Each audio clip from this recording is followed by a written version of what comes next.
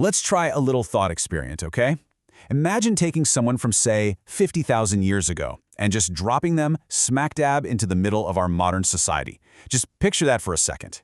We hand them a smartphone, we walk them into a massive grocery store with literally unlimited food. We put them in a super comfortable, climate-controlled house with electricity, modern medicine, and absolutely zero wild predators roaming around outside their front door. No daily battles, just to survive till dinner time.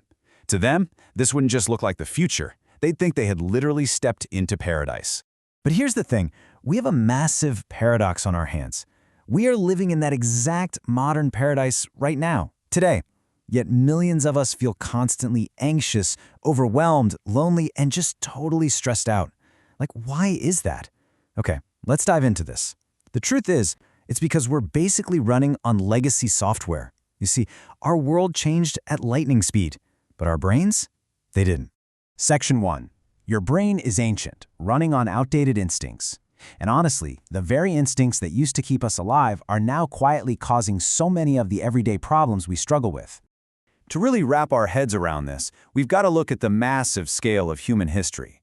For thousands and thousands of generations, starting 100,000 years ago, we were out there, hunting, gathering, and basically surviving in a state of constant danger. Now look way over at the very end of that timeline. See how modern technology is just crammed into that last tiny fraction of a second? We literally haven't had the time to adapt. Your brain was not designed for the modern world. It was built for that huge, brutal stretch of history that came right before it. And back then, every single decision mattered. I mean, food was incredibly scarce. Predators were lurking behind every bush. Even a minor scratch could easily become fatal. Because of that brutal reality, natural selection heavily rewarded the brains that reacted the fastest to danger. If you paused to think, well, you perished, period. Those lightning-fast survival instincts became wired incredibly deep into us. And I say us because those ancient survivors, they're our ancestors. And their exact same instincts are still actively firing off in your head right now, even though our environment looks completely different. Section 2. Ancient fears, modern worries, the need to belong. You know, one of our absolutely strongest survival instincts is the fear of rejection. Why? Well, because for early humans, being accepted by the tribe wasn't just some nice, warm, fuzzy feeling, it was absolutely essential for staying alive. If you were cast out from the group, your odds of surviving alone in the wild were basically zero. Your brain still carries that exact ancient programming today.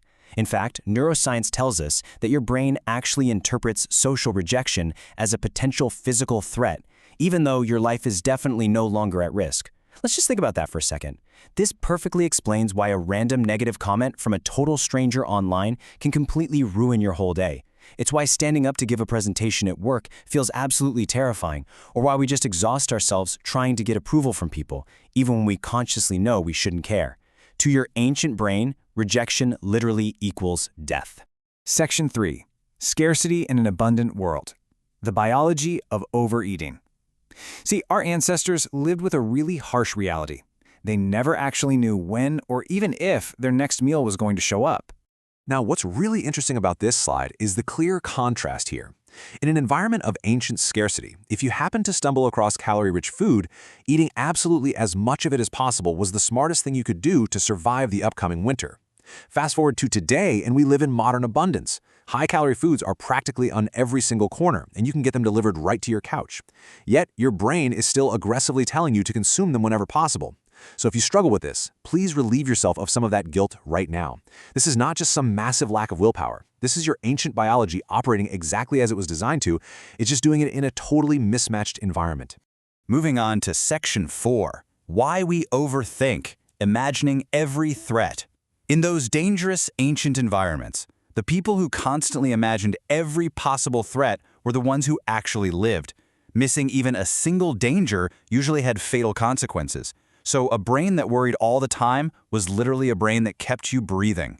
And this brilliantly illustrates exactly how this transition happened. Let's walk through this matrix together. Looking at the first row, the ancient trigger to imagine threats gave us the major survival benefit of avoiding predators. But today, that exact same mechanism is what gives you crushing anxiety before a job interview. Next row, the trigger to crave calorie-rich food helped us survive scarcity. But today, obviously, it leads to modern obesity. And finally, the urge to seek approval kept us safely tucked inside the tribe. But today, It drives this relentless social media anxiety. What used to be a highly successful set of survival tools has basically morphed into modern mental exhaustion. We're out here treating our relationships, our finances, and even our work emails with the exact same life-or-death urgency our ancestors saved for a tiger hiding in the bushes. Section 5. The Trap of Instant Rewards. Craving Short-Term Pleasure. Because life was just so precarious for early humans, they couldn't count on tomorrow being there. If food was in front of you, you ate it immediately. If an opportunity popped up, you grabbed it right then and there. Delaying gratification out in the wild? Yeah, terrible survival strategy. And then, enter modern technology. It systematically exploits this exact biological preference. Social media platforms are literally engineered to offer instant social approval. Streaming platforms give us an endless, immediate feed of entertainment. Online shopping? It delivers a quick hit of satisfaction straight to your brain. These platforms are activating powerful reward circuits that evolved long before the internet was even a concept. Basically, they're hacking your survival instincts. They create this constant magnetic pull toward short-term pleasure that frequently derails us from our actual long-term goals. Let's move to and see how this builds into an actual solution. Section 6. Working with your brain, reclaiming control. Now, the goal of this explainer is definitely not to teach you how to somehow magically eliminate your human instincts. I mean, that's impossible, right? They're a fundamental part of who we are. The real key here is to recognize when they're helping you and when they are actively holding you back in our modern world. So the crucial point is right here in this three-step process. Step 1, just notice that urge or that anxiety bubbling up inside you. Step 2, and honestly, this is the most important part. Ask yourself, is this a real, actual threat to my life right now, or is my ancient brain simply overreacting to a very modern situation? Like, am I craving this junk food because I'm literally starving, or just because my brain thinks winter is coming? Am I terrified of this networking event because my life depends on it, or because my brain is terrified of being kicked out of the tribe? When you stop and ask that question, you create a vital pause. And then step 3 is to consciously choose your action from that space of clarity. That awareness creates a critical gap between an ancient instinct and a modern action, and it's exactly in that pause where your power to choose differently actually lives. Your brain is an absolutely extraordinary tool, truly. It helped your ancestors survive one of the harshest environments in human history, all so that you could be sitting here today. But the world has moved on, even if our biology hasn't quite caught up yet.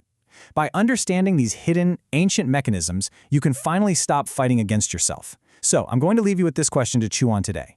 Are you going to keep fighting your ancient instincts blindly, or are you ready to finally understand them, take back control, and start working with them? Remember, the more you understand your own mind, the more control you'll have over your entire life.